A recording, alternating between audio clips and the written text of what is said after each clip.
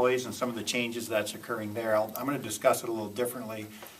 I guess if I were to look back on kind of my time here and point out something that I'm really quite proud of, that is kind of the blending of some of the new employees that we've hired in with some of our seasoned employees. And I'll use the new police chief as an example.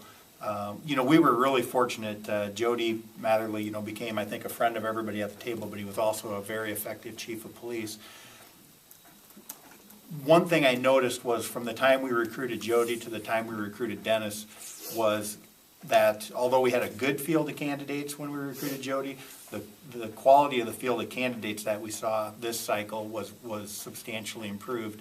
And I think that has a lot to do with having a good, engaged city council, having a community that's supportive and engaged. And I think we're seeing that. Again, it was difficult to replace Glenn Baker. I mean, he was such a committed employee. But we were fortunate that, as the mayor said, Grinnell has a good reputation as a local government, as an employer, as a community. So it makes my job certainly easier when it comes time to go out and recruit employees for these positions. It's hard to imagine being able to replace Lorna, but because of the work Lorna's done and other people at the library, I think we'll be able to do that because of the great facilities, the great tradition, the great operations that are occurring there. And I think we should all feel fortunate that people from within the community, outside the community, have such an interest in Grinnell and being part of this. So that's something that I think is really exciting. Gordon talked about the community center, event center, and Dwayne might touch on it a little bit. The community center has served us really well for decades.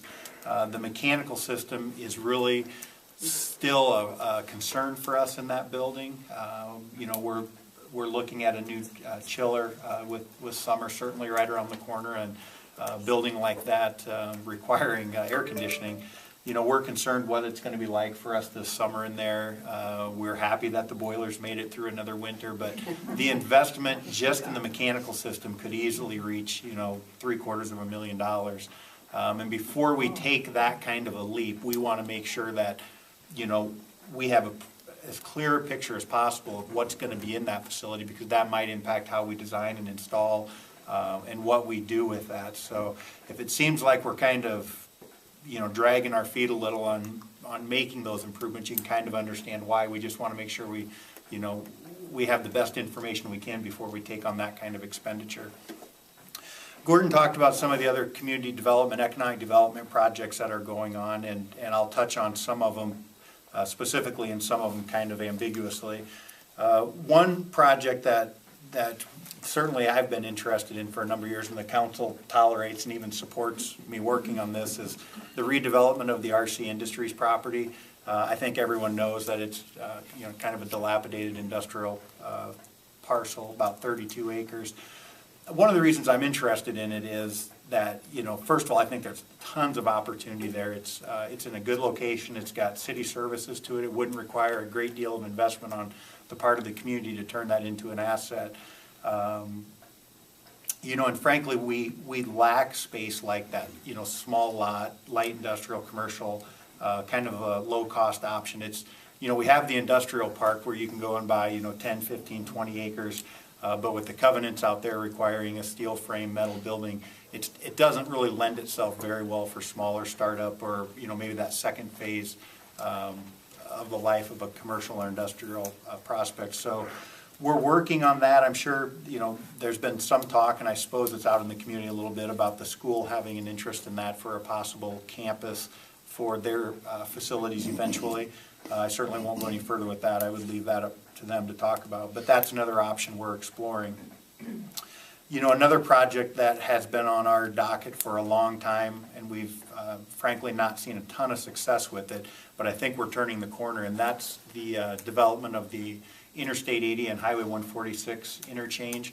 We've invested a fair amount of money out there. The Lang family has invested more money out there. They've since sold it to another local developer. And ironically, we're working with an industrial prospect that tried to locate on the east side, but the site just wasn't big enough. So we're actually looking to submit a RISE grant to the Department of Transportation to help put that road in on the west side. for what they're going to do, and I think we're probably only a week or two away from being able to announce that, but we really think that project's going to be the catalyst we need, that we've been waiting for, to see more of that area develop out there. So you should see more on that in the near future. We also worked with the Lang family years ago to obtain a federal earmark to make improvements to the highway interchange itself, which includes turning lanes, bike trail, some community signage out there. And after working through the federal process, we finally actually have clearance. I provided a set of check plans to Dwayne, and I bet Jan has them on his desk now. So we're getting ready to submit those check plans for the DOT so we can actually do that physical work out there this summer and fall. And ironically, the timing of it's perfect, because that work will coincide really well with the extension of the road to the west. They'll go on almost simultaneously. So I guess that was just a little bit of luck on our part. I'll just touch on a couple other things, because I know you guys always have good questions. We continue to investigate emergency medical service options, whether that's to continue to contract that, to look at having a city-operated EMS service, or some other option. The Highway 6 trail underpass, which has been a long time project, we just received another grant in the amount of $65,000 to help with that project, and with a little bit of fundraising to kind of wrap that project up. You know, we're at a point where, you know, I can say it's not really a if it gets done, it's more of a it will now happen. And I gotta make sure I get my year straight. I'm pretty sure it's 2013 that'll happen. That's scheduled for, which would work well if the school ends up locating out there.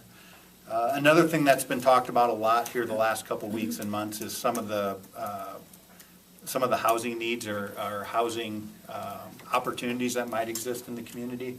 And that's anything from looking at kind of a mid-priced new housing construction to our continued housing rehab program. And we're also working with POW I-80, Deb Calderwood specifically, to develop a program to, you know, we have kind of a strong-handed approach when it comes to dealing with nuisance properties.